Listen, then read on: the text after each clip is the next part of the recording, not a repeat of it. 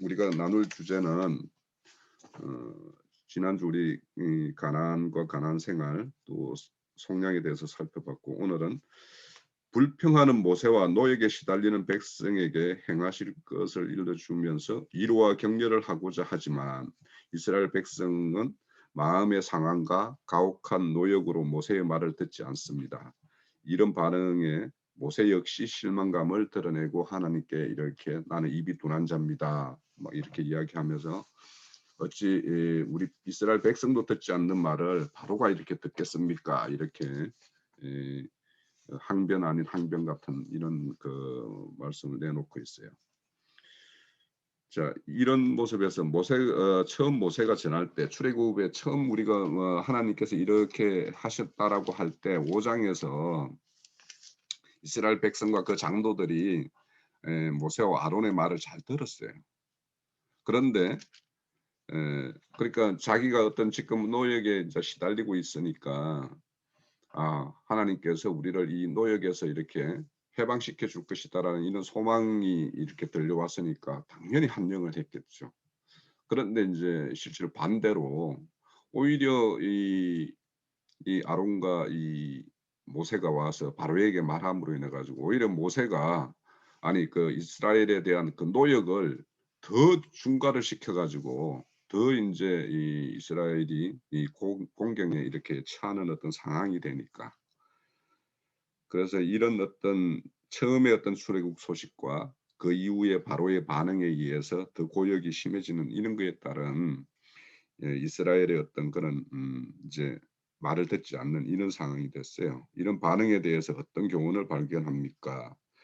또 믿음에 대한 소망보다 현재에 당하는 고난 사이에서 어떤 것을 우리 스스로는 붙들고 있는지, 이 주위에 또 우리가 이렇게 복음을 전거했는데 이 복음 가운데로 들어와 오고 나서는 바로 이렇게 고난을 당하는 어떤 그런 음 지체들이 있을 수가 있잖아요.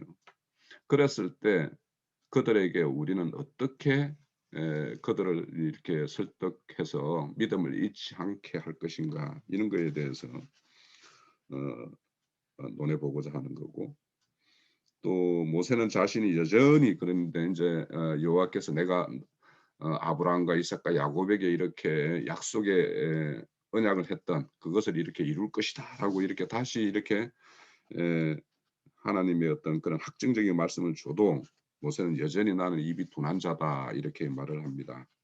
이런 거에 대해서 모세의 모습이 어떤 것이고 또 이런 거와 비추어서 우리는 또 어떤가, 이렇게 또 한번 대비를 시켜볼 수 있겠죠. 그리고 8번은 이런 모세에 대해서 단호하게 명령을 전할 것과 전한 명령을 이루실 걸 이렇게 하나님이 말씀해요. 그러면 우리는 오늘 이 시대에 음 바로 앞에 가서 이렇게 행해야 될 아론과 모세의 어떤 모습과 이 시대에 우리는 또 어떤 명령을 받아서 누구에게 나아가서 이런 어떤 하나님의 어떤 뜻을 전할 그런 것들이 있겠죠. 그런 거에 대해서 그들의 반응은 또 이렇게 지금까지 전해왔지만은 그들의 반응이 지금 모세와 아론이 이렇게 당면한 문제와 아주 흡사한 경험들이 있을 거예요. 그러면 앞으로 우리는 또 이런 명령을 어떻게 수행하고 어찌할 것인지 이런 거에 대해서 나눠봤으면 하는데, 지금 이 그 7번 8 번의 어떤 주제가 오늘날 인제 우리 그 금기름 붓는 집 교회를 이렇게 여러 모양으로 이렇게 다 재편을 하는 것과 그 의도와 목적과 이렇게 걔가 좀 잘 이렇게 맞는 듯 하기도 해요.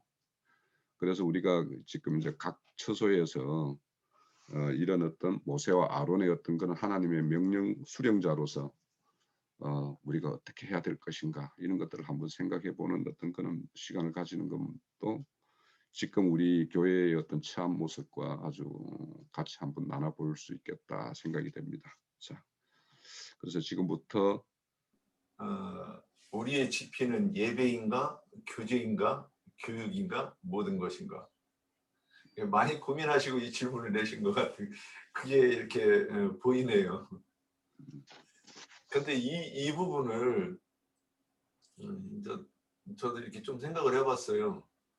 그 예배를 일단 먼저 이제 예배만 좀 정리하면서 이렇게 말씀을 드려보겠습니다. 예배를 구약에서는 예배라는 말을 거의 안 썼죠.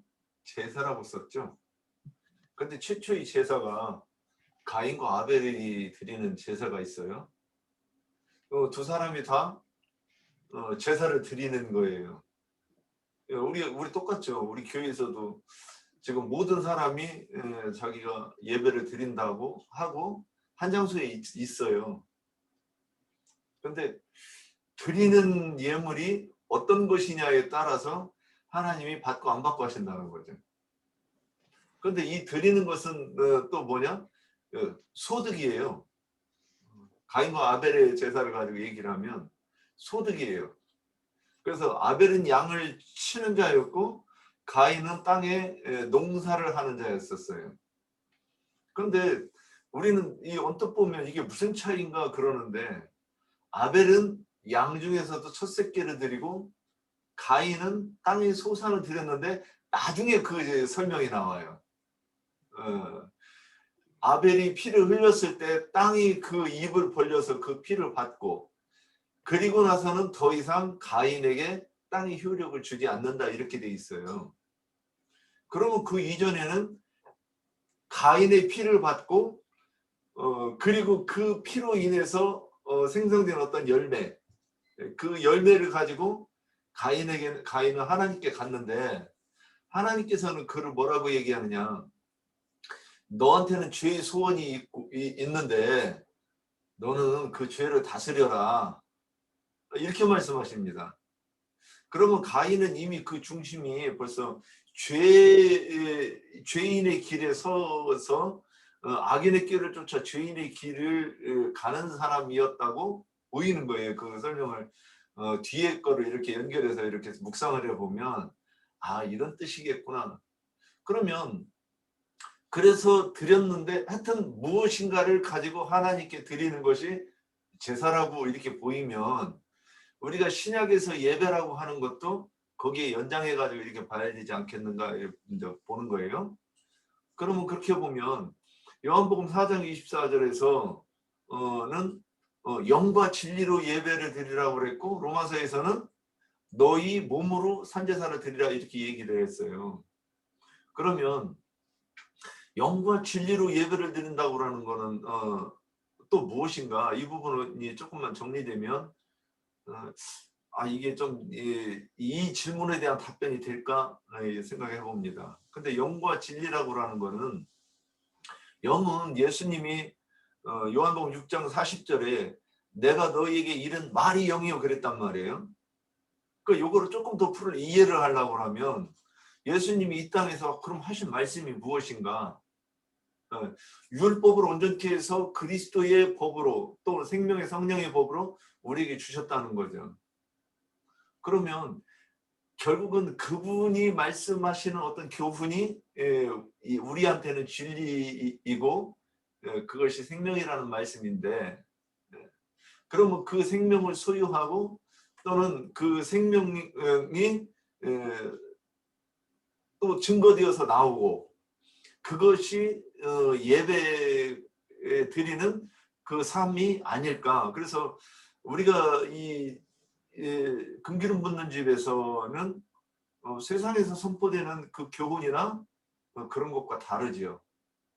그래서 하나님의 의를 정확하게 알려고 추구하고 또 추구한 것들이 여기에서 선포되는 그것이니까, 이곳에서는 그런 예배를 드리는 것이고, 또 그것이 몸된 교회 안에서 지체들 간에는 그것이 교제가 되는 것이고, 하나님 앞에는 이것이 예배가 되는 것 아니겠는가. 그래서 이것은 교회 생활은 교제와 예배를 포함하는 모든 것이 아닐까. 저도 이렇게 그 질문에 답을 해봅니다. 여기까지입니다. 우리 교회의 어떤 모임이 익숙지 않은 모습인 거는 틀림이 없을 거예요. 그래서 만약에 이제 그런 거라면 우리가 이제 다 함께 생각해 볼 여지가 있다라는 생각이 들어요. 그래서 우리가 하고 있는 것이 예배이며 교제이며 또 거기 질문 내용대로 여러 가지 어떤 그런 교회에서 이루어지는 모든 것들이 한꺼번에 이루어진 교육 이런 것들이 다 한꺼번에 이루어지는 어떤 그런 모습들이라서 이제 좀 이렇게 생경해 하는 사람들에게는 잘 설명할 필요가 있죠. 그러니까 교육이라는 게 무엇이고 예배라는 게 무엇이고 교제라는 게 무엇인지에 대해서 우리가 잘 설명해서 그들이 인제 쉽게 교회 생활에 익숙해질 수 있도록 그렇게 할 필요가 있는 거죠. 예. 그것도 좋습니다 여튼. 그렇게 하시고. 제가 쪼끔만 이제 설명을 드리면 이제 제가 보고는 이렇게 보여요. 앞서서도 인제 간략하게 말씀드렸지만 인제 애굽에 있는 그 이스라엘의 어떤 실상이 우리가 교회 처음에 갔을 때 교회 생활을 하면 하나님께서 뭐 복 주시고 우리를 축복해서 좋은 일만 있을 것 같고 막 그럴 것 같이 그렇게 보이잖아요. 저도 인제 개인적으로 이 경험해 보면 교회 가서 얼마 지 않아서 뭐 참 좋은 일들이 뭐가 막 하는 일들이 잘 막 이렇게 풀리는 것 같더만 그 일들이 결국에는 나를 이 수렁으로 끌고 가더라고요. 그 달콤하게 이게 처음에 던 던져 줬던 거. 그래서 이게 하나님이 사람을 낚는 어부라고 그랬듯이 그러니까 처음에 달콤한 걸로 이렇게 딱 끌고 가 가지고는 그것으로 인해 가지고 결국에는 나한테 쓰리 쓴맛을 보게 되고 돌이켜 보면 나의 속성 중에서 가장 그 속성이 그대로 발현되면 하나님에게 가장 대적할 수밖에 없는 그런 것들을 내가 좋아했던 세상에서 좋아했던 것들을 그걸로 거기로 딱 이끌어 가셨어요 제가 이렇게 돌이켜 보면. 거기에서 그러니까 그게 낚싯바늘이 딱 되어 가지고 막 처음에는 막 내 뜻대로 내가 생각한 것 이상으로 막 일이 잘 풀리는 거예요. 그러니까 이게 그것 때만이라도 인제 '아 이게 하나님께서 나를 이렇게 축복해 주시는 거구나.' 이런 거로 정도 생각을 하고 어느 어떤 선에서 이렇게 멈춰 섰더라면 그냥 좋은 어떤 결과로 딱 이렇게 매듭이 됐을지도 모르겠어요. 그게 인제 끝내 그렇게 됐으면은 그게 오히려 더 수렁으로 갔을 수도 있겠지만 그런데 그게 인제 딱 어느 순간에 되니깐 이게 막 내가 잘하는 것처럼 막 이렇게 느껴지는 거예요. 그러고 나서 막 이게 음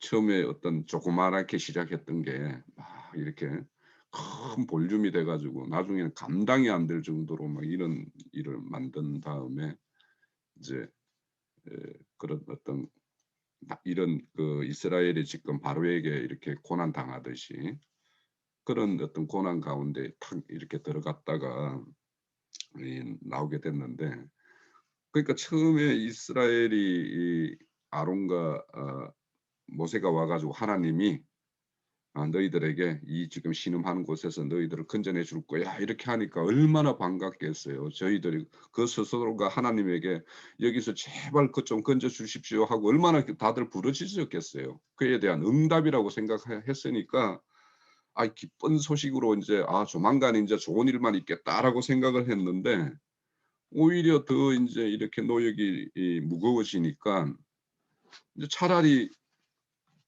아론과 모세가 오지 않으니만 못했던 것 같은 이런 상황이 돼 버린 거죠.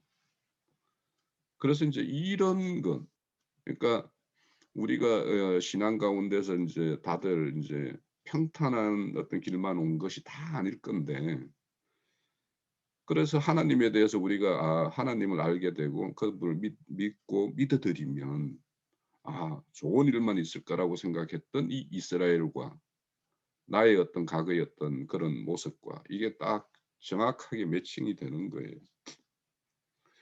그래서 하나님의 어떤 의도와 목적 그러니까 우리를 이렇게 구속하고 구원하고 한 이 목적을 명확하게 모르면 이런 어떤 이스라엘이 바라고 기대하는 이런 것을 여전히 이렇게 바라고 그것이 자신들의 어떤 또 그렇게 하는 사람들 중에서 그렇게 잘된 사람들은 그것이 자신의 어떤 신앙의 결과물로서 자랑을 가지게 되거든요. 그래서 이제 우리가 이런 어떤 이스라엘의 모습을 보면서 또 우리 각자가 신앙 가운데에서 이렇게 하나님에게 온전하게 어떤 소망, 하나님을 향한 어떤 소망을 이렇게 잡고 나아가는 모습과 아니면은 지금 당장 내가 당면하고 있는 힘드는 일에 의해서 내가 마음이 막 거기에 이렇게 마음이 이렇게 에, 혼란을 겪는 이런 상황, 이런 것들을 보면서 이제 사실 그래요. 작은 일에도 이렇게 마음이 쓰임이 있거든요. 저도 이제 최근에 이제 지금까지 뭐 아무 뭐 생각 없이 그냥 출근만 하면 된다 이런 생각하는 어떤 그런 생활을 하다가 환경이 조금 변했어요. 변하니까 변한 거에 따라서 이제 나한테 이렇게 뭔가 이 심적으로 이렇게 새로운 어떤 환경이 나한테 이렇게 마음에 어떤 혼란을 줘요 지금 사실. 그 작 뭐 크지 않지만. 그래도 그 늘 마음에 쓰임이 있어요. 그래서 이런 것들도 '야 이거 이런 거 하나도 하나님께 모든 걸 못 맡겨 드리나 아직?' 뭐 이런 이 마음이 있는 거예요.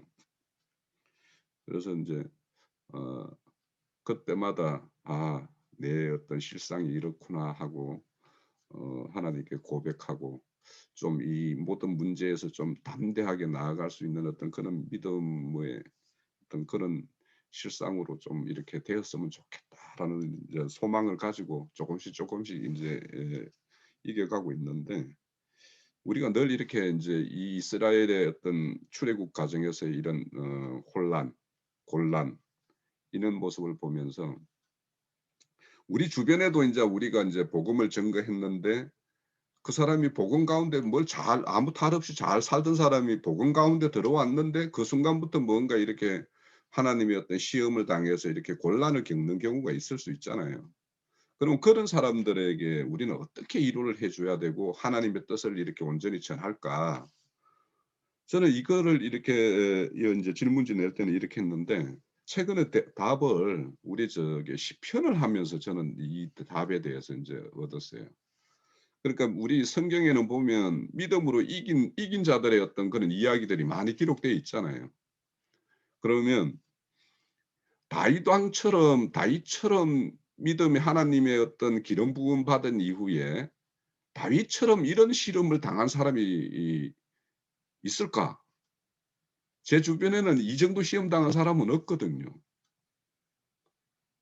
그러면 우리가 이 다윗을 이런 시험을 우리가 어떤 복음 가운데 있는데 이런 시험을 당해서 실망하고 있는 그 사람들에게 다윗의 이야기를 전해 주는 것이 그 사람들을 믿음 잃지 않고 잘 이렇게 다시 한번 일어서게 해서 믿음 가운데로 정진할 수 있게 하는 것이 아닐까. 그래서 성경에서 이긴 자의 어떤 모습들을 우리가 잘 기억을 했다가 그 어떤 사람들의 어떤 그 지금 시험 당하고 있는 어떤 그 내용과 잘 매칭되는 어떤 그런 성경에 기록된 인물의 어떤 그런 바를 우리가 잘 증거해 줌으로 인해서 그 사람을 잘 또 다시 세울 수 있지 않을까 이런 생각을 해 봤어요. 제가 마이크 또 제가 아까 저기 7번 8번 한 거 네. 제가 그 꼭 해야 되겠다고 해서 한 겁니다. 저기 번호 착각해서 한 거 아니에요. 네. 네, 제가 잘 실수 안 해요. 네. 오늘 이 질문을 이렇게 보면서 저도 이 질문을 많이 했던 부분이었기 때문에 좀 한번 정리 좀 해서 말씀드려보고 싶습니다. 이 지금 그 애굽이 제가 지금 이게 정리가 좀 안 된 부분이기도 한데 애굽을 내 영적 주소로 따졌을 때 거기가 어디인가 저는 이걸 한번 보고 싶어요. 왜 그러냐? 우리가 세상에 있다가 종교 체계로 들어가는 때를 얘기하는 것인가? 이게 먼저 정리가 돼야 될 것 같아요. 종교 체계에서 광야로 나오는 과정을 이제 우리가 이렇게 여기까지 얘기하면 당연히 이제 이 종교 체계에서 광야로 나오는 그 시절을 얘기하는 것 같아요. 근데 저는 처음에 교회를 나갈 때 너무 행복했어요. 이제 고등학교 2학년 초에 교회를 갔는데 남들 대학교 가겠다고 뭐 날 세우고 있을 때 저는 공부에 아주 뜻을 초등학교 4학년 때 이미 접어버렸기 때문에 관심도 없었고 그냥 재밌게 사는 것이 인생의 목적이었는데, 그러면 그 당시에 제가 가지고 있었던 어떤 그 내 정신세계를 지배하고 있었던 건 무엇인가 오늘 지금 잠깐 생각을 해봤어요. 그때는 춤과 효, 그 다음에 어떤 그 저기 정신적인 그 다음에 이성적인 문제에 있어서는 내가 평생을 지고지순한 사랑을 위해서 내가 이 세상 문화에 휩쓸리지 않고 동정을 지키겠다, 이런 정도, 아마 이 세 가지 정도가 됐던 것 같아요. 그래서 제가 생긴 건 남들이 이렇게 인정 안 할지 몰라도 진짜 이 다른 여자를 본 적이 없어요. 그 오해하시면 안 됩니다. 껍데기만 보고. 근데 그렇게 해서 교회를 나와가지고 진짜 행복했어요. 그 신앙생활이 참된 소망인 줄 알았기 때문에 뭐 내가 이 땅을 밟고 살지 않는 것처럼 그런 막 둥둥 떠다니는 느낌도, 여기 지난번에 어떤 분들 그런 간증을 하시던데 그렇게 살았었어요. 그거를 대략 38년 동안 했더구만요, 그 생활을. 보니까 성경하고 너무 이렇게 맞아떨어지는 것 같아가지고 가끔가다 놀래는데, 대략 38년 정도 지나고 나서 성경 말씀을 이제 제대로 말씀 속에 하나님의 의가 있다고 하는 것을 인식한 게 이제 불과 한 이제 8년 됐네요. 그래서 여기에서 이쪽으로 딱 들어오면서부터 저는 이제 이렇게 망해도 이렇게 제가 생각하는 건 뭐냐, 이 시대는 망할 수가 없는 시대라고 보는 거예요. 저는 물질적으로 보면. 왜 그러냐, 우리 부모 시대는 진짜 손톱 발톱 막 닳게 일을 해야 막 주렁주렁 매달린 자식 새끼들 이거 삼시세끼 해결을 못하는 때요, 아니었습니까? 지금은 내가 아무리 망해도 나가서 열심히 일만 하면 의식주가 해결이 다 되는 시대예요. 그것도 배고프지 않고 춥지 않고 헐벗지 않는 이 생활이 지금은 가능한데, 도대체 어떻게 망할 수 있냐, 이 생각을 저는 늘 해요. 그래서 이거는 제가 빚만 안 진다고 그러면 물질적으로 내가 어렵다 얘기할 수 있는 그 수준을 우리 대한민국에서는 벗어나 버렸어요, 이미. 저는 여기까지 생각을 해놓으면 이것 가지고 시험을 받느냐 안 받느냐 이건 얘기할 건덕지가 안 된다, 이렇게 생각을 오래전부터 하고 있었어요. 그런데 그러면 이제 오늘 이제 출애굽기에서 모세가 전한 출애굽 소식과 전혀 다른 반응의 모습에서 어떤 교훈을 발견합니까? 그러면 이것은 이제 출애굽기에서는 이 교훈을 하기 위해서 이 삶에 대해서 얘기를 했었지만, 이것은 이제 우리가 영적으로 지금 이거를 보고 해석을 해야 된다, 이렇게 이제 또 봅니다. 그럼 영적으로 본다고 하면 우리가 이제 어디서부터 싸움이 되느냐면 종교체계에서 나와가지고 내가 여기로 들어올 때부터 얘기인 것 같아요. 그러니까 그러면 종교체계에서 나와가지고 우리가 하면 이제부터는 실제로 영적인 세계를 인식하면서 내가 인식했다고 보입니다. 그 다음부터는 예전에 배우던 것과 내가 지금 듣는 것이 다르구나. 다른데 이것이 맞는 것 같네. 그런 시기가 있었고, 점점 빠지면서 이게 확실히 맞구나 그러고 예전 것을 이제는 돌아볼 때는 사도 바울이 말하는 것처럼 배설물처럼 여기는 때가 있고, 그 다음에 지금은 이제 배설물 정도가 아니라 막 징그럽게 보이는 거예요, 옛날 그게. 그런데 이 오는 과정 중에서 처음에 배설물처럼 보이기 이전에 어떤 사람들은 이것이 너무 힘든 그 여정 가운데 싸움이 될 수도 있고, 또 저 같은 경우는 여기 이쪽으로 넘어올 때도 너무 좋았고 이렇게 그래서 이 과정이 그러면 그럼에도 불구하고 이 출애굽기에 있는 과정을 제가 겪었어야 되는데 저는 무엇을 겪었는가 이렇게 이제 생각을 해보는 거예요. 근데 아직도 그걸 저는 발견을 못해. 그냥 무조건 좋았어. 이게 그냥 재밌었고 행복했고 좋았고. 그런데 이제 뭐가 좀 있느냐면 예전에 들었던 그 제가 이제 금기름 붓는 집에 오기 전까지 해결이 안 됐던 많은 부분이 있었죠. 그 중에서 목사가 밖에 나가서 일해야 된다 이것이 너무 이해가 안 됐어요. 여기 금기름 붓는 집에 와서.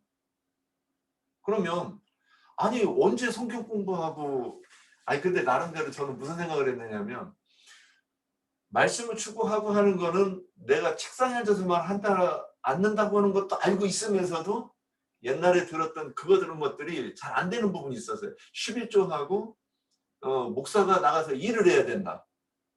그러니까 이게 이해가 안 돼가지고 계속 여기다가 있는 거예요.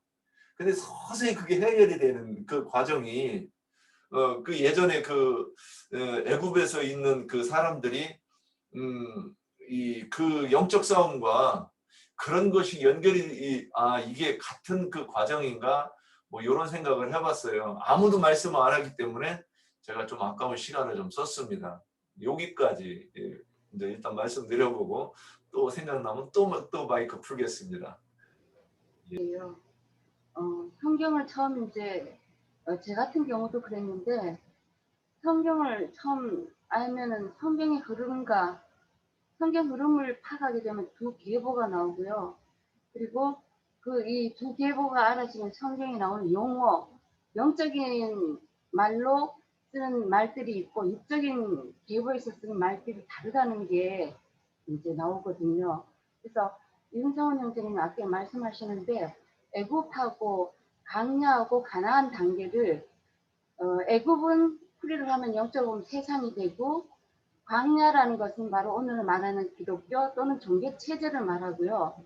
가나안 단계라 그러면은 오늘날 하늘의 장자교회라고 영적으로 표현을 그렇게 할 수 있어요. 3단계로 볼 수 있기 때문에 이 부분이 확실하게 서지면 말하는 게 이제 혼돈이 안 오죠. 강야에서도 나와야 된다 그랬고 강야하고 지금 애굽하고 구별을 아까 처음에 용어 구별이 안 되시는 것 같아갖고 제가 이제 받은 것이 하나님 앞에 이렇게 봤을 때도 이 부분이 틀리지 않다고 이렇게 나와서 이 부분을 좀 확실하게 좀 해야 이게 앞으로도 말씀해 나가는데 헷갈리지 않고 말을 딱딱 구별해지지 않는가 해서 조금 말씀을 드렸습니다. 부족하면은 이해해 주시고 제 생각에는 이거는 확실하게 구별이 3단계로 되어야 되지 않나 하는 생각이 들어서 말씀드렸습니다. 예.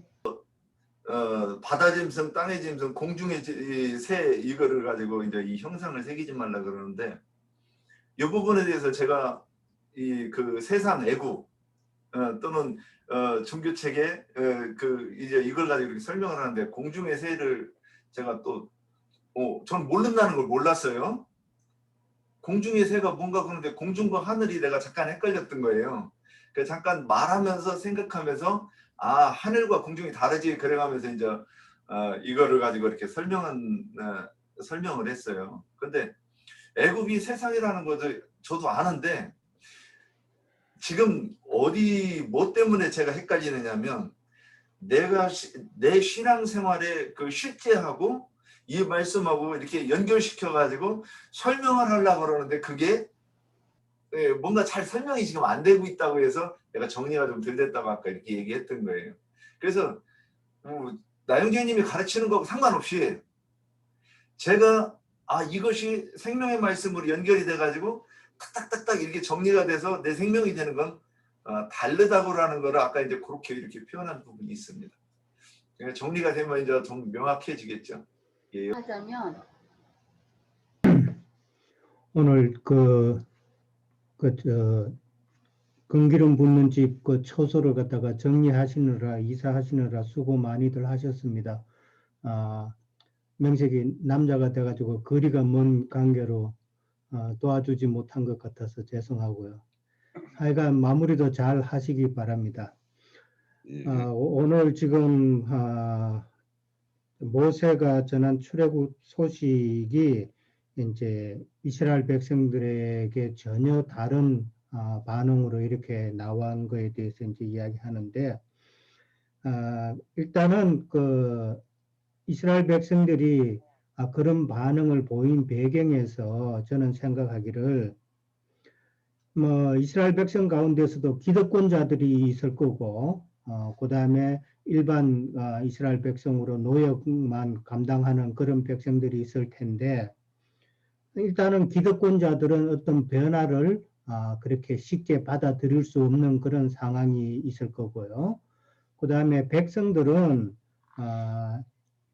힘이 없음으로 인해서 어떤 새로운 일을 도모하기가 좀 두려운 마음도 있지 않았을까 하는 그런 생각을 해봅니다.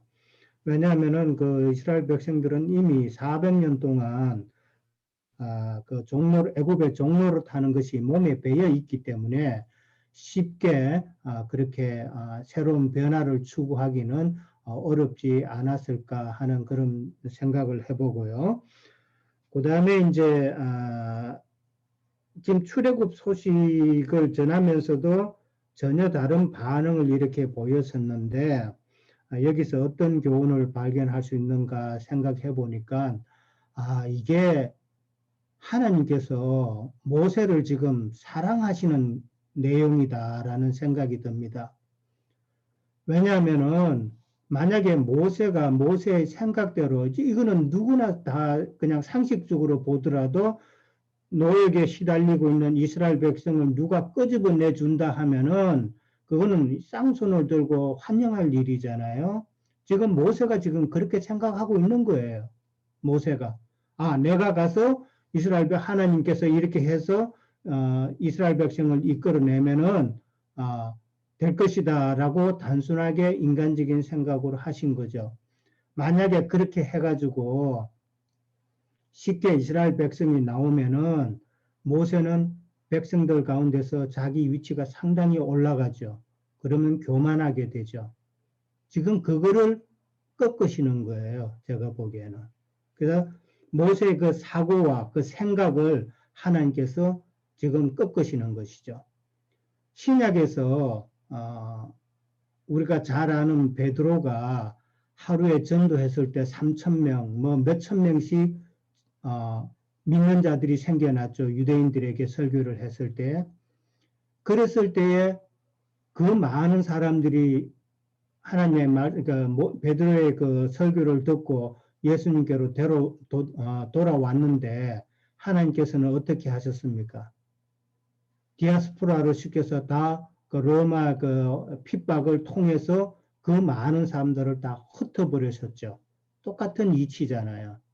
그러니까 베드로를 하나님께서는 사랑하신 것이죠. 그냥 그대로 놔두면은 많은 사람들이 베드로를 따르기 때문에 베드로는 교만할 수밖에 없는 상태죠. 그러면은 떨어지는 결과가 되잖아요. 마찬가지로 지금 모세도 똑같은 상황이라는 것이죠. 모세가 자기의 생각대로 일이 잘 풀려서 이스라엘 백성을 끌고 나왔다면은 모세는 교만해져서 하나님 앞에 화를 입게 되는 그런 상황이 되는 것이죠. 그랬을 때에 하나님께서는 이제 그것을 방지하기 위해서 모세의 생각대로 이스라엘 백성들이 그렇게 따라주지 않도록 하셨다라는 것이죠. 그게 바로 하나님의 은혜라는 것이죠. 저는 그렇게 봤고요. 그 다음에 이제 다른 문제 중에서 지난번에 제가 보니까 너무 시간을 많이 할애했더라고요. 그래서 수잔자매한테 좀 지적을 받았는데 오늘부터는 조금 짧게 하려고요. 저는 그 다음에 말씀 나누고 싶은 거는 모세는 여전히 이제 자기가 입이 둔한 자라고 이야기를 합니다. 여기 홍현재님이 뭐 할례 받지 않은 그런 입술이라고 이렇게 적어 놓으셨는데, 모세가 그런 말을 하는 게 출애굽기 지금 여기에서 출애굽하기 전에 3번 나옵니다. 우리가 이미 봤듯이 출애굽기 4장 10절에서 한번 제일 먼저 나오고, 그 다음에 6장 12절에서 또 나오고, 이제 오늘 6장 30절에서 또 마지막으로 3번 이렇게 나옵니다. 왜 그러면 모세는 자꾸 이렇게 나는 여전히 입이 둔한 자라고 했을까 생각해 봤을 때에, 모세에게는 모세는 율법을 대표하는 자이기 때문에 모세에게는 영적인 계시가 없다라고 저는 이제 보는 거죠. 왜냐하면은 하나님께서 명령하시는 것만 자기가 이스라엘 백성에게 전달해 주는 그런 역할이기 때문에 하나님의 말씀의 뜻을, 영적인 뜻을 깨닫는 그런 은혜는 없었다라고 생각이 되는 것이죠.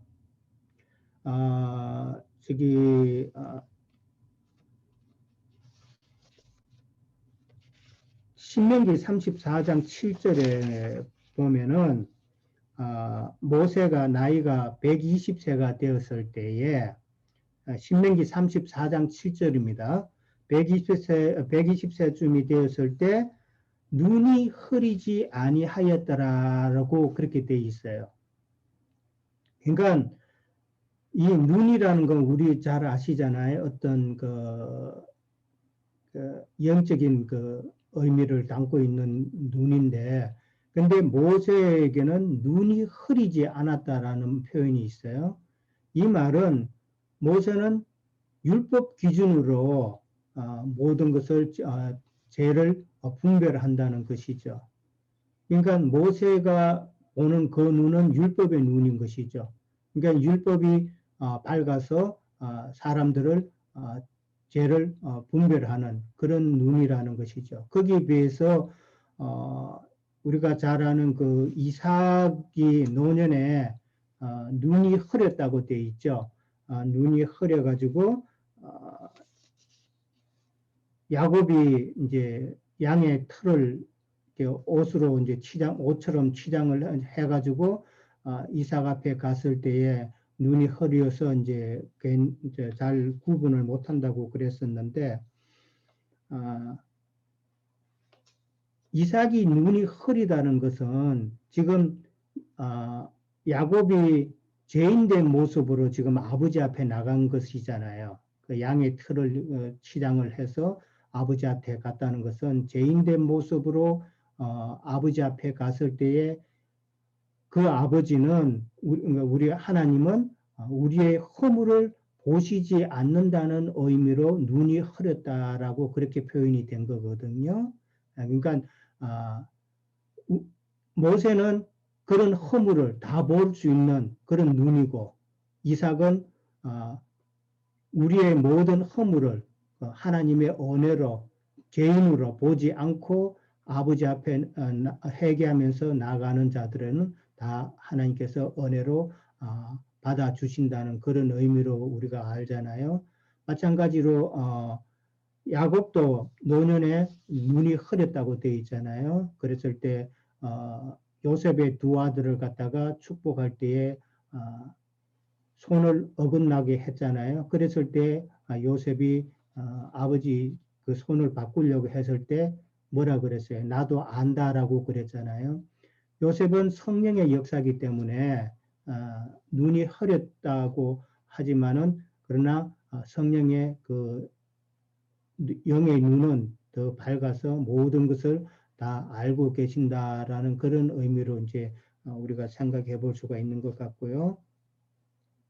그 다음에 모세에게 이제 단호하게 하나님의 그 명령을 전하라고 그랬고, 그 전한 명령을 어떻게 이루실 것을 말씀하셨다 그랬는데,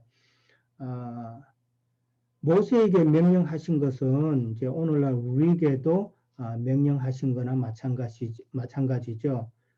근데 하나님께서는 그 성경을 쭉 통해서 보면은 어떤 사역자를 쓰실 때 그냥 보내시지 않는다는 것이죠. 하나님의 이상과 하나님의 어떤 능력을 반드시 그 손에 채워주시고 하나님의 사역자로 쓰신다는 것이죠. 모세에게는 지금 이미 앞서서 지팡이를 던졌을 때 뱀이 되고 또 잡았을 때 지팡이가 되고 또 품에 손을 넣었을 때 그런 역사라든지 그 다음에 애굽의 하수물을 부었을 때 피가 된다든지 이런 모든 하나님의 능력을 보여주시고 그 다음에 또 한 10가지 재앙을 통해서 하나님의 능력을 계속 보여주심으로 모세에게 하나님께서 사역자로 위임하는 과정이 이렇게 쭉 보여지거든요. 그렇게 우리가 이해를 해야 된다면은 그러면은 우리에게도 모세에게 행하신 명령이 우리에게도 똑같다면은 우리에게는 어떤 하나님이 그런 능력을 보여주셨나 생각해 봐야 되잖아요. 저는 우리가 말씀을 깨닫는 거라고 생각이 돼요. 하나님의 말씀이 곧 능력인데 세상 사람들은 이 말씀을 문자적으로 알다 보니까 하나님의 말씀의 능력을 전혀 깨닫지 못하잖아요. 우리가 세상 교회 생활할 때는 그런 능력이 없었잖아요. 그런데 이 말씀을 레마의 말씀으로 깨달으면서 우리가 순간순간 하나님의 이 말씀의 능력을 우리는 깨닫잖아요. 그거를 깨달아가면서 우리에게는 하나님께서 우리에게 하나님의 사역자로 말씀을 전가할 자로 마지막 때의 두 정인으로 우리에게 계속 이임을 하고 있다는 것이죠.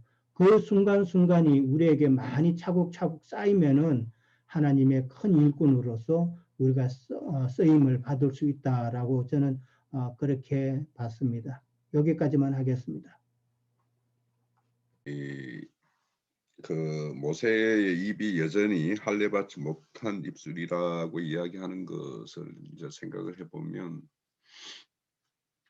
이미 모세는 하나님이 40년 그러니까 이 바로의 궁전에서 40년의 어떤 그런 세상 문물 가장 앞선 문물이라고 할 수 있는 그 애국 궁전에서의 어떤 40년의 어떤 자람이 있었고 또 미디안 제사장인 자기 장인 밑에서 이제 40년 동안 양치면서 양을 치면서 이런 양을 칠 때 그 양의 섭성이나 양의 어떤 그런 모든 것들에 대해서 잘 이렇게 가르침을 받았어요.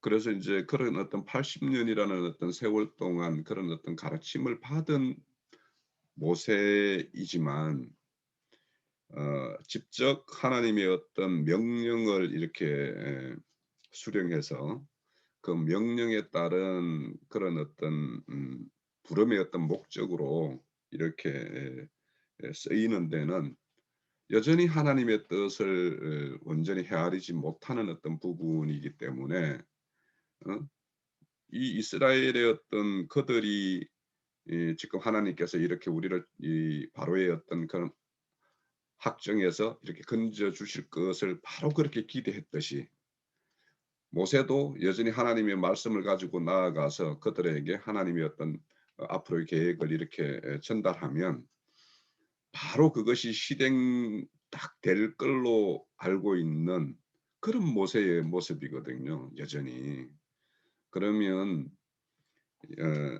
그래서 스스로 이렇게 입술이 이렇게 둔한 자라고 이야기했지만 이것이 모세 스스로의 어떤 자기 자신의 어떤 고백인 것으로 보이기도 해요. 왜냐하면 자기 스스로도 하나님의 어중이 하나님의 어떤 뜻을 가지고 와서 그렇게 전하면 하나님께서 바로 그렇게 이행할 걸로 이제 기대했는데 그렇지 않 거꾸로 가고 있거든 지금.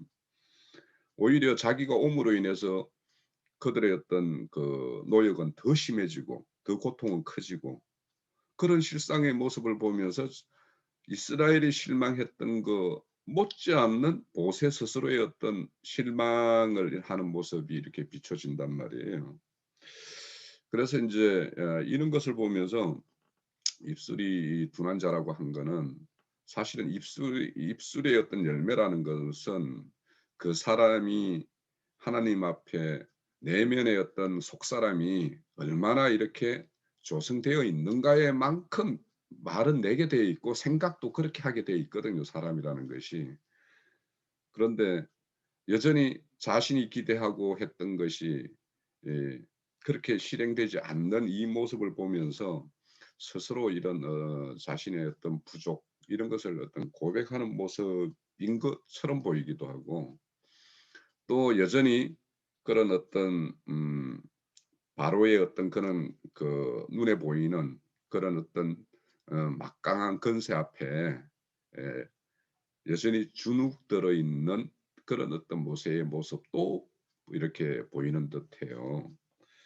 그래서 이제 이런 것을 보면서 우리가 정말 이런 모세의 어떤 모습을 보면서 우리 역시 이런 모습들이 하나님의 어떤 명령을 수발하고 또 그것을 전하는 데 있어서 이런 우리의 어떤 지혜가 부족해서 그런 부분도 있을 수 있고 또 우리의 어떤 담대한 그런 어떤 용기가 부족해서 이렇게 온전히 이렇게 못하는 어떤 이런 부분도 있어 보여요. 그래서 이제 제가 그 마태복음 10장에 보면 제자들을 이렇게 파송할 때 주님께서 이제 그렇게 말씀을 해요. 너희를 이리떼 가운데 너희 양을 이리떼 가운데 이렇게 들어가게 하고 하는 것 같다. 그렇지만 너희들은 거기에 가서 뱀처럼 지혜롭게 하고 비둘기처럼 순결하게 이렇게 하라. 이렇게 말씀을 하세요. 그러면 이 뱀처럼 지혜롭게 하고 비둘기처럼 순결하게 이렇게 행하는 것이 무엇일까? 이 바로 이 모세와 아론이 지금 바로 앞에 가가지고 행해야 될 모습이나 지금 제자들이 파송되어서 주님에 대한 어떤 증거를 하는 내용이나 별반 다르지 않을 거라는 생각이 든단 말이에요. 그러면 여기에서 우리의 어떤 지혜로움이 무엇이며 잃지 않아야 될 순결함이 무엇일까 이런 것들을 좀 생각을 해보면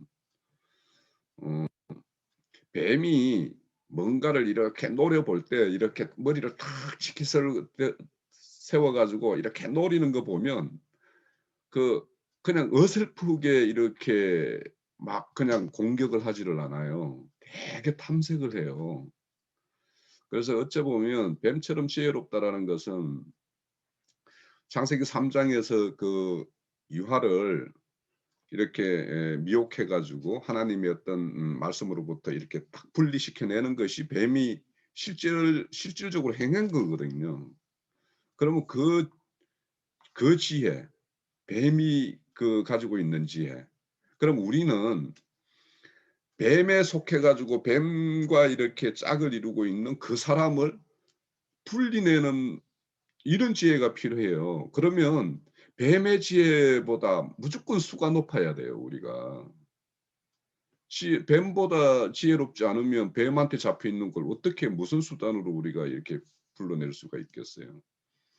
그래서 정말 뱀이 그렇게 모든 상황이나 이런 정황을 잘 이렇게 파악해 가지고 가장 약한 하와를 딱 그 즉시에 그 시간에 그렇게 딱 공격해서 넘어뜨리듯이 우리도 만약에 이런 어떤 세상에 잡혀 있거나 종교 체계에 잡혀 있는 사람들을 거기에서 분리해서 내려면 우리가 그들의 어떤 상황이나 그들의 실상이나 이런 것들에 대해서 정말 잘 이렇게 상황, 정황 이런 것들을 파악해서 정확한 어떤 급소를 찌르지 않으면 그 사람을 뱀의 어떤 소나기에 있는 것을 이렇게 불려낼 수 없을 거라는 생각이 들고 근데 이제 지혜만 좋은데 순결함을 잃어버리면 사실은 뱀의 지혜와 같아요. 그거는 순결함을 잃어버리면 그거 간사하잖아요. 간사한 지혜 아주 잔수가 많은 지혜 이런 것들 우리 살아가다 보면 보여요. 사람들이 이래 보면은 반짝반짝하는 사람이 있어요. 근데 그 반짝반짝하는 사람들이 자기 그 반짝반짝하는 지혜에 다 속아 넘어가요. 대부분이 그래요. 제가 주위에서 보는 거. 근데 이제 큰 대의를 바라보고 큰 틀에서 바라보는 어떤 그런 사람들은 그 반짝반짝하지 않아요. 사실은 속에서는 반짝반짝할지 몰라도 겉으로 드러나는 것은 그렇게 반짝반짝하게 보이지가 않아요. 그래서 우리가 그런 어떤 순결성 없는 지혜도 문제고, 또 순결성만 있고 지혜가 없으면 뱀에게 다 잡혀가요. 오히려 거꾸로. 그래서 우리가 이런 어떤 지금 아론과 모세가 바로 앞에 서는 어떤 이런 모습 속에서 우리가 필요한 어떤 지혜와 우리가 끝까지 잃지 않아야 될 어떤 그 순결성이 어떤 건가, 이런 거에 대해서 좀 한번 생각해 볼 여지가 있다, 이렇게 생각이 되어집니다. 를 받았는데 네. 여호와 증인이 와서 전도를 했대요. 그랬는데 내가 전해준 복음처럼 똑같더라는 거예요. 그렇다고 나보고 여호와 증인이 있냐고 물어보더라고요. 그래서 아니라고 그랬더니, 그러면 여호와 증인은 뭐가 다르냐고, 뭐가 하나님 말씀에서 틀리는 거냐고 그걸 물어보는데 내가 확실히 모르니까 대답을 못 해줬거든요. 그래서 내가 알아보고 전해주마 그랬거든요. 여호와 증인들. 거기도 뭐 형제 자매라 그러고 뭐 예수님의 영이 우리 안에 들어와야 생명이 있다 그러고 똑같이 말한다는 거예요. 그것 좀 누가 아시면 답변 좀 해주세요. 어제 다음 주 일요일 날 또 그 여호와 증인 중에 수원에서 나와 있던 어떤 저기 젊고 잘생긴 청년이 하나 있더라고요. 그래서 그 사람하고 2달 동안 이렇게 대화를 한 적이 있어요. 근데 다른 여호와 증인들과 다르게 잘 듣더라고, 얘기를. 그 2달 동안 이제 말씀을 나눴는데 그 사람이 저한테 삼위일체론을 자꾸 얘기한다고 그래가지고 저는 한 번도 의식적으로 얘기하지 않았는데 제가 말하는 이 속에 그게 느껴졌다고 그러면서 저 더 이상 못하겠다. 그래서 저도 이런 지하에 알았다 그러고 이제 잘랐었는데 두고두고 생각이 나가지고 지금 한 3년이 지났는 3년 가까이 됐는데 다시 전화해가지고 제가 어저께 통화를 했어요. 그리고 이제 잠깐 얘기를 하는데 제가 여호와 증인 저도 뭐 더 잘하는 분은 있겠지. 예, 여기도 몇 분 있을 거예요. 그런데 여호와 증인들이 우리하고 얘기하는, 그러니까 성경 공부를 하지 않은 사람들이 봤을 때는 똑같을 거예요. 근데 우리가 볼 때는 너무 많이 달라요. 그게 어떤 면이 다르느냐, 어떤 부분은 영적으로 살짝 다루는 것 같은데 이 전체적으로 이 성경 문맥을 이렇게 쭉 봐가지고 영적으로 이거를 딱 이렇게 해석을 못해요. 걔들은, 그 사람들은 어떤 부분 한 부분, 그러니까 예를 들어서 피를 먹지 말라 그러면 이 부분만 가지고 얘기하는 거예요. 그럼 피를 먹지 말라 딱 이 답을 가지고 다 풀어요. 근데 그 앞에 바로 그 단어 앞에 짐승의 피 이거 빼고 얘기하는 거예요. 짐승의 피를 먹지 말라고 했지 언제 하나님이 그냥 피를 먹지 말라고 했는가. 이렇게 얘기한 게 아니라고 얘기를 하면 이 사람들은 거기서부터 이미 담을 치고 안 듣습니다. 그러니까 이게 비슷한 것 같은데 말씀을 창세기부터 계시록까지 관통해서 본다거나 아니면 그 한 장을 전체로 이렇게 봐가지고 그 내용을 이렇게 봐서 아 하나님의 뜻이 이런 것이구나 이렇게 말씀했다고 그러는 걸 이해하는 게 아니라 여호와 증인 그 윗사람들이 가르치는 그대로 피를 먹지 말라 그래가지고 거기서부터 시작해가지고 자기들이 필요 없는 거 다 깎아내요. 쳐내요. 예. 자기들이 머리로 이해가 안 되면 그 부분을 자기들이 이해하는 것대로 억지로 다 풀어가지고 그거를 만들어내는 그런 거를 저는 이렇게 봤어요. 이 부분 외에도 그러니까 많은 부분이 아마 그럴 겁니다. 여기까지입니다. 아니 제가 저는 여호와 증인에 대해서 진짜 잘 모르기는 해도 제일 차이는 그 사람들은 현세 천국, 그 물질적으로 이 땅에서 이렇게 천국이 이루어질 어떤 그런 걸 소망하고 하는 거, 막 그것이 가장 큰 차이 아닌가? 제가 조금 얘기할게요. 여호와 증인들 같은 경우는 실제로는 여호와만이 하나님이에요. 여호와만 하나님이고, 그리고 아들 예수는 피조물 중에 하나로 보고 있습니다. 아들 예수는 피조물로 봐요. 그러니까 첫 번째 지은 피조물이라고 봐요. 아들 예수를. 그리고 성령은 그냥 부리는 영으로 보고 있어요. 그리고 또 틀린 점이 뭐냐면은 영혼 소멸설을 믿어요. 걔네들은 지옥이라는 데가 없다라고 보는 거예요. 영혼 소멸이 된다라고 생각을 하는 거예요. 그 다음에 이제 세 번째 지상 낙원과 천상 낙원을 구분해서 얘기해요. 네, 그래서 땅반열 14만 4천과 하늘반열 14만 4천을 구분해서 얘기해요. 그 다음에 이제 네 번째로는 걔네들은 말하자면은 그 하나님은 사랑인데 영혼 소멸설과 같아요. 그거는 하나님은 사랑이다라고 얘기하고 다시 또 뭐를 얘기하냐면 육체 부활을 얘기하고요. 죽은 자들이 육신의 몸으로 다시 부활을 해서 천년왕국으로 들어간다라고 걔네들은 얘기하고 있습니다.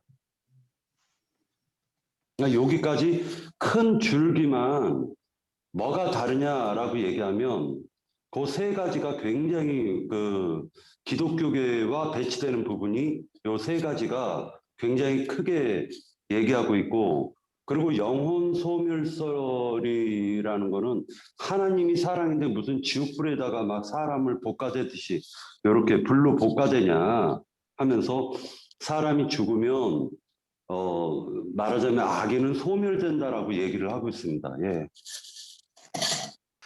걔네들은 여호와만 하나님이고, 그리고 그 말하자면 예수는 천사로서 처음으로 지은 초태생으로 보고 있어요. 그래가지고 제가 그리고 이제 그 걔네들이 좀 뭐가 있냐면 이제 천사장으로 보고 있습니다. 그 예수를 갖다 천사장으로 보고 있는데 그 부분은 이제 우리들을 갖다 천사로 보았을 때 예수님이 천사장은 우리랑 같은 개념이지만 그들이 생각하는 예수님은 하나의 피조물로 보고 있기 때문에 구원자 이런 개념 중에서 좀 하등하게 봐요, 예수님을. 그래서 신이 아니라고 그들은 얘기하고 있어요. 그러니까 그거는 좀 정확하게 좀 보고 얘기하는 게 좋을 것 같습니다.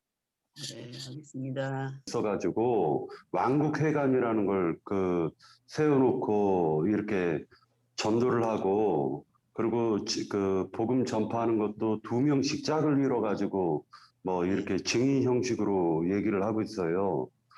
그러니까 그런 그 구조적인 부분은 형제 자매라는 부분하고 그 다음에 장로라는 개념은 같지만 그들도 성전을 갖다 유지하려면 헌금을 거둬야 된단 말이에요.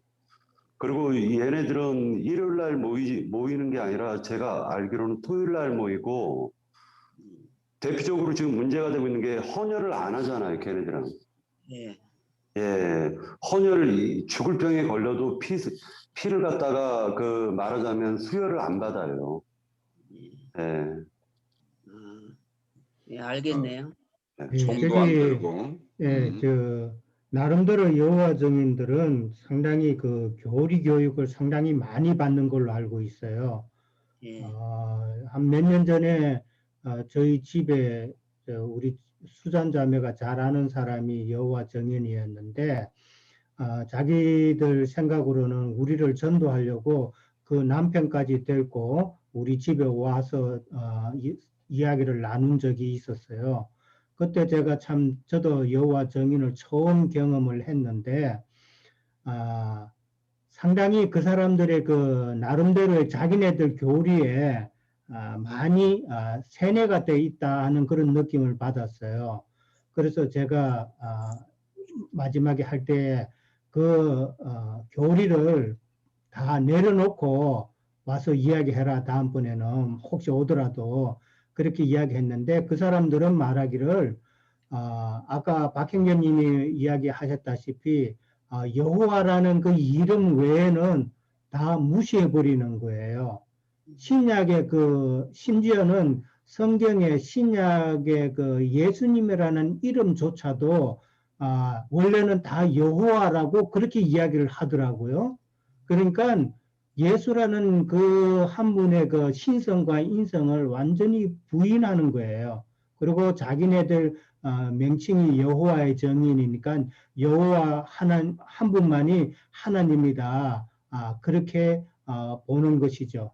그게 가장 큰 문제점이고, 그 다음에 그 사람들은 둘둘씩 그렇게 짝을 지어 나가기 때문에, 제가 옛날에 듣기로는 그 사람들이 돈을 받으면서 그렇게 전도를 하고, 전도 실적에 따라서 돈의 액수가 달라진다는 말을 오래전에 제가 들은 적이 있어요. 그러니까 그 사람들은 기를 쓰고 전도를 하는 거죠. 훈련받은 대로.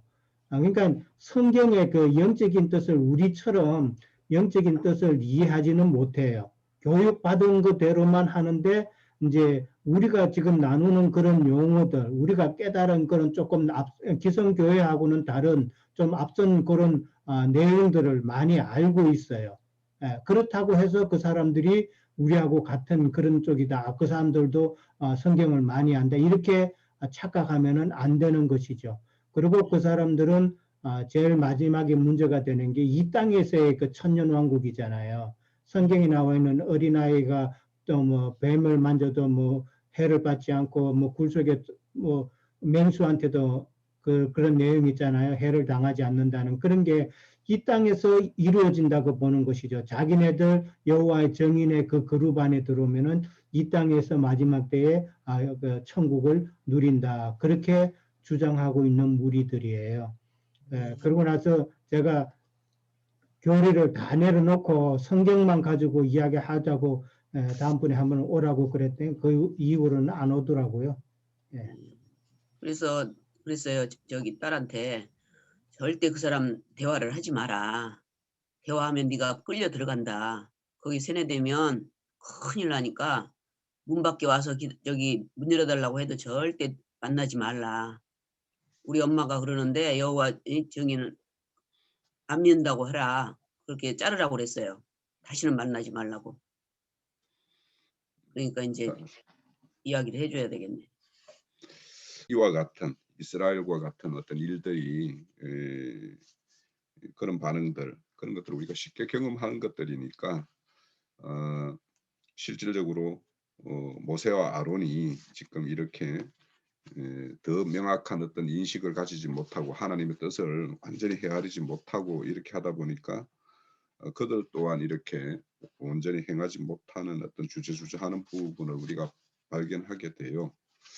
그래서 우리가 이런 모습을 보면서 우리 스스로 앞으로